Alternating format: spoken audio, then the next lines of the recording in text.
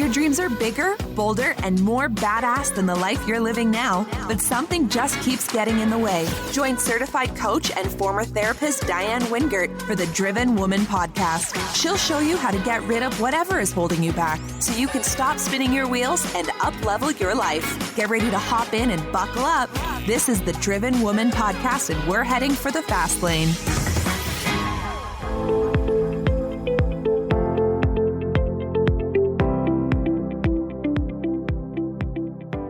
Well, hey there, and welcome back to my fellow driven woman. Have you noticed that lately we have been talking a lot about fear? Are you wondering why? Well, let me tell you. It's one of the things that I hear from my coaching clients more often than just about anything else.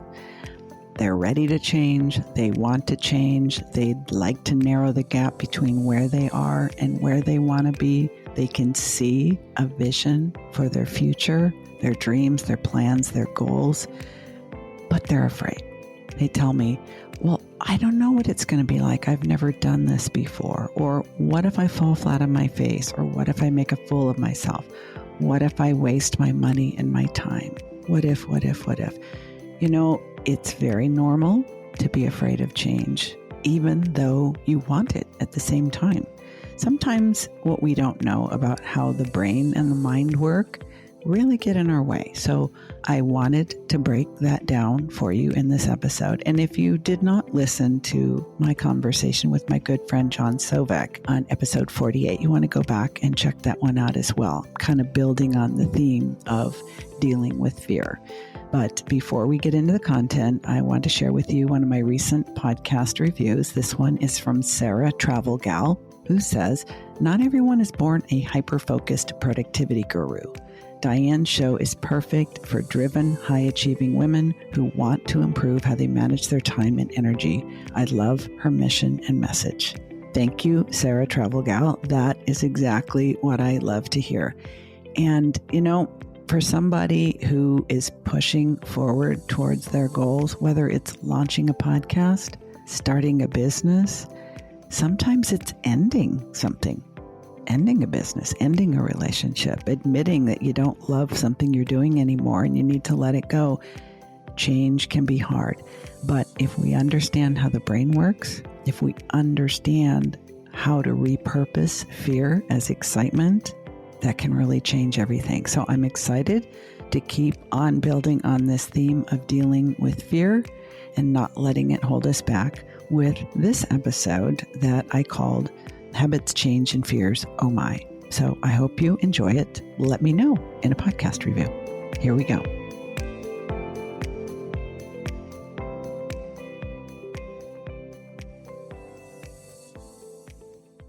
Hey, I'm sure I am not the only one who gets to the end of the day feeling tired and knowing I've been busy, but still having the feeling that I really haven't gotten anything done. There are a lot of reasons for this feeling, including having unrealistic expectations and standards, hand raised, being a type A person, another hand raised, a perfectionist, oh, I'm out of hands, OCD, even being a person with low self-esteem who just never thinks anything they do is enough because they don't think they are enough.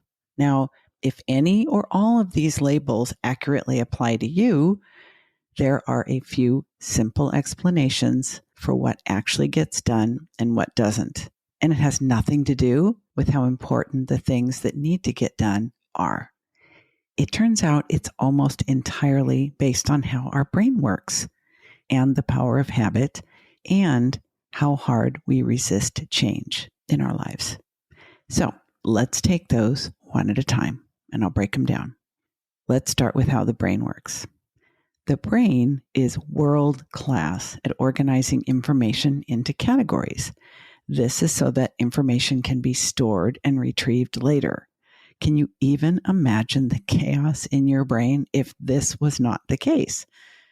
It would be like 1 million files in your computer with no folders, no organizing system, maybe no file names. So it's a really good thing that the brain likes categories. The problem when it comes to what gets done is that all your tasks, all your goals, and all the things that require effort, from making dinner, writing reports for work, booking travel for a vacation, hiring a member of your team, those things all get assigned labels that make the categories work. You, by the way, are the one that assigns those labels. Some of them are conscious labels, such as marketing, and others are unconscious labels like boring, tedious, useless. And they usually get tied to the emotion you felt the first few times you did that task. Well, brains learn really quickly how we feel about things, how we actually feel about things, not the way we think we do or think we should. So when the brain is assigning labels to tasks, they add in that emotional component. The one where you're thinking, this is so boring, this is so tedious, this is so pointless.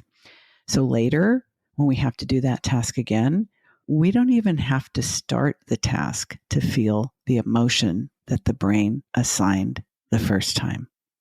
Just think of the task, I have to get that campaign brochure started, or I have 9 shirts to iron. Just thinking of it will fire up that feeling immediately. Well, needless to say, unless you're a masochist, the only tasks that you will get going on are the ones that you coded with a positive emotion, unless you have a backup system for getting things done. More on that in a minute. So that's how the brain works. So next, we're going to talk about the power of habit. Many people resist creating rituals and routines, the building blocks of habits. They think that all that structure takes the freedom out of life, making it dull, mechanistic, boring. And I totally disagree. You see, I believe that habits actually free us by making the necessary so automatic that we completely eliminate decision fatigue. We also eliminate procrastination, resistance, and avoidance. Those things prevent us from doing our most important work. For most of my life, my morning routine, if you want to call it that, was dictated by the needs of others. Kids had to be woken up, fed, dressed, lunches made, backpacks fetched, chauffeured to school. And when I became self-employed about 10 years ago, work meant being somewhere every weekday at the same time, same place, wearing the appropriate wardrobe options, and preparing to spend the next 8 to 10 hours doing what was expected by others. Well, for the last number of years, I have been working for myself, progressively taking on more and more of the need for self-reliance in the way my days are structured, and going from an office where I was employed by others to an office where I was employed by myself to a co-working space, and then working from home. I was so grateful when this pandemic hit because I had already learned how to manage my day and my time independently from home. For those who are still learning how to do this, the struggle is real, and I feel your pain. Well, for the first 6 years that I was self-employed, I was a licensed psychotherapist and seeing clients in an office. So I would schedule them back to back in 1-hour increments. I knew when I had to show up. I knew when I had to end each session because the next client was already there waiting. None of this required any self-direction. I was simply responding to the established routine and expectations of others. By the 7th year, I had trained and certified as a coach and started working with clients online. I maintained the private office for a while because it had been my comfort zone. In other words, my habit. Eventually cutting back to part-time in the office and eventually working from home. Once I finally gave up the office and the co-working space, I didn't know if it was going to work or not. And this speaks very clearly to the power of habit, because having a designated place to go to work, even if it's not the traditional office, is really helpful for a lot of people. It definitely helped me. Well, later, we moved from Los Angeles to Portland and bought a townhouse large enough for me to have my own home office. Now, it was up to me and only me to create all of the structure, the rituals, routines, habits, and mindset to get things done, because there was nobody but me to make sure I did. And there was no external structure that I could plug into as well. Honestly, it's been one of the biggest challenges of my life so far. Now that I understand the way the ADHD brain works, I know why. Now, I really understand how I was able to be so productive all of those years. The structure and the accountability were baked right in. All I had to do was plug in. Now it's up to me to create and sustain the conditions that support me in getting stuff done, the right stuff done, without having to lock myself away for 100 hours a week in a self-imposed cell called the home office. It is my goal to learn everything I can about being productive while working from home and to share that with as many people who need it as I can. Maybe you are one of them. Another thing I want to cover today is why we resist change so much, even when we know it'll be good for us. Wanting things to stay the same and resisting change can become character traits. One of the 4 key traits that define human temperament is openness to change, and people do vary widely on that. That being said, the human brain resists change no matter what kind of temperament or personality you have. And this is because the brain has to work harder when we change. And brains are kind of lazy that way. I mean, your brain only wants you to stay alive. And if you're alive, whatever you're doing is good enough for your brain. Now, optimizing, leveling up, maximizing your potential, that's not even on your brain's list of priorities. I'm pretty sure it couldn't care less. And there's no use in being upset about this. I mean, there are always workarounds. I just want you to know the truth about why it's hard to start an exercise routine, stop biting your cuticles, or learn to meditate. It's hard to start a habit, and it's hard to stop one. Now, that doesn't mean you shouldn't do it anyway. I just want to warn you that it is hard, so you shouldn't blame yourself, and you shouldn't give up. Keep persisting. It really does get better with time, and eventually your brain will cease and desist, recognizing that the new habit is now the default. So stick with it. Lastly, the force of fear.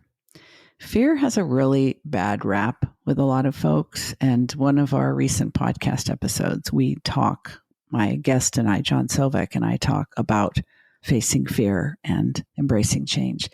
But I think fear is directly responsible for a lot of success in this world. Now, that may be surprising, but think about it. Fear of failure has made many highly successful people rise to the top. Many startup founders do what's close to impossible and break through to the winner's circle. Many a mom of a special needs child does whatever it takes to fight the system and to get what her kid needs to live the best chance in life. Fear of failure, fear of loss, fear of embarrassment, fear of financial ruin have propelled countless humans beyond inner and outer obstacles and far beyond their wildest dreams. So the way I look at it, fear can shut you down, but fear can also be fuel, and it can absolutely serve your highest and best goals and plans. Now, all of this is possible if you understand how fear actually works and how you can make it work for you. If you don't know this, fear will probably destroy your dreams by convincing you that every time you feel it, you should just stop. That you're doing the wrong thing, that you are destined to fall flat on your face, lose all of your investors' money, and have to live in your mom's basement for the rest of your adult life. Many people approach fear that way. As soon as they feel fear, they stop. But the magical truth is that the physical sensations of fear, the dry mouth, the rapid heart rate, muscle tension, narrowed pupils, shallow breathing, laser focus, all of these physical sensations we identify with fear are identical to the physical sensations of excitement. Think about it. I even trained myself not to be afraid when I went skydiving on a milestone birthday a few years ago. As the plane ascended, I began to notice that I was starting to feel fear, even though I was determined not to. My mind started racing. I started thinking, what the hell am I doing? This is a mistake. I could get killed. And there was the 17-page informed consent and the 17-minute video that I had to watch telling me essentially you could get killed, like I didn't know.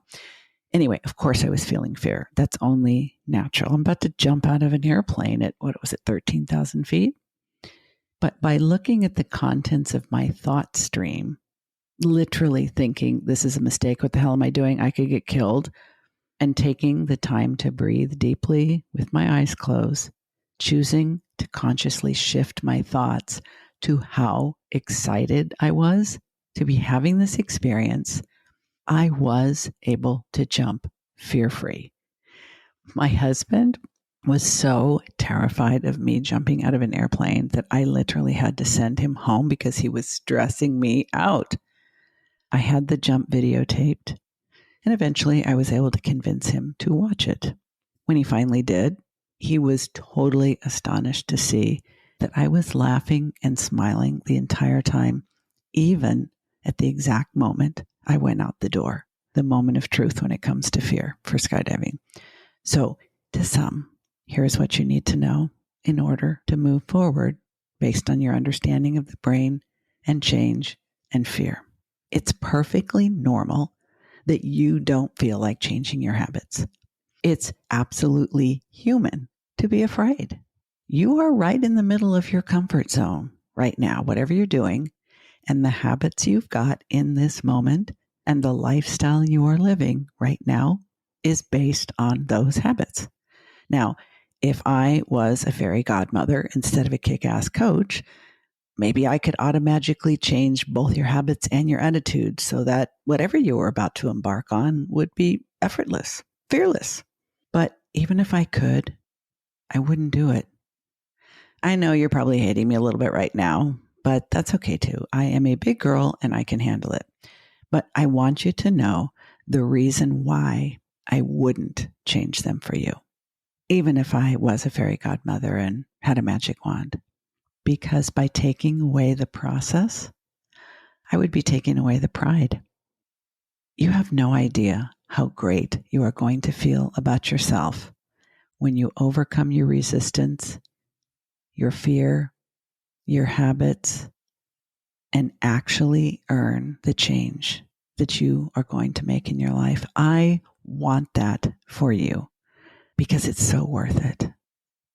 But here's what I will do. Stick with me. Keep on listening to The Driven Woman.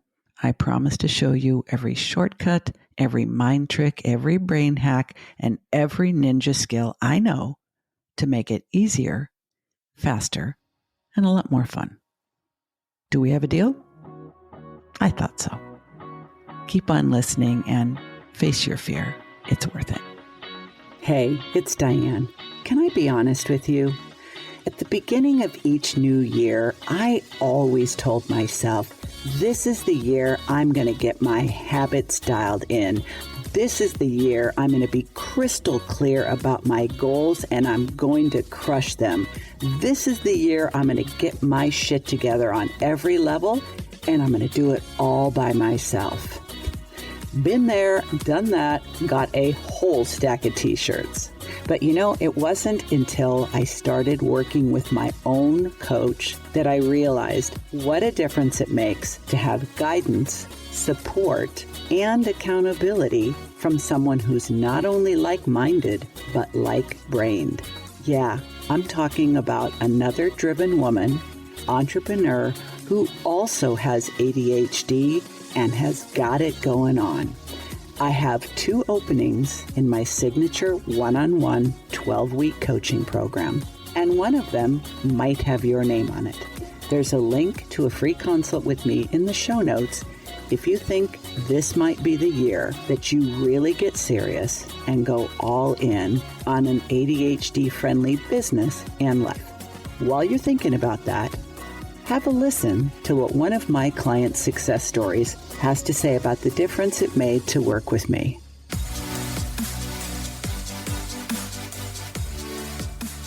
So I remember when we talked about what you introduced as habit stacking, so pairing your habits, and when you did initially bring that up, my initial reaction was like, ugh, like that sounds awful. Like, I don't want to do that. But that was like one of the first things that one of the first shifts that our work together had changed. And that is something that I'm grateful for every day. So the first thing I do in the morning is I go pee. And so what your advice was, take your medication, right after, have your glass of water there in the bathroom. And so that's sort of my daily routine is going to the bathroom, taking my medication, contacts, coffee. Yeah. And it's great because it just cuts out any chance of forgetting, which then would lead to kind of lollygagging around. And then like, oh, wait, have I taken it? I should take it. Wait, but that's one other thing. And so that really starts off the day so consistently and well. So that is the first thing. And then with regards to the rest of my morning routine, my best friend and I, we live together and we exercise in the morning now. So we've been doing that for the past 4 months, like at least 4 days a week. And so we do beach body, and it's just really fun because we do have the accountability of there's going to be someone waiting for you. So your butt better be up.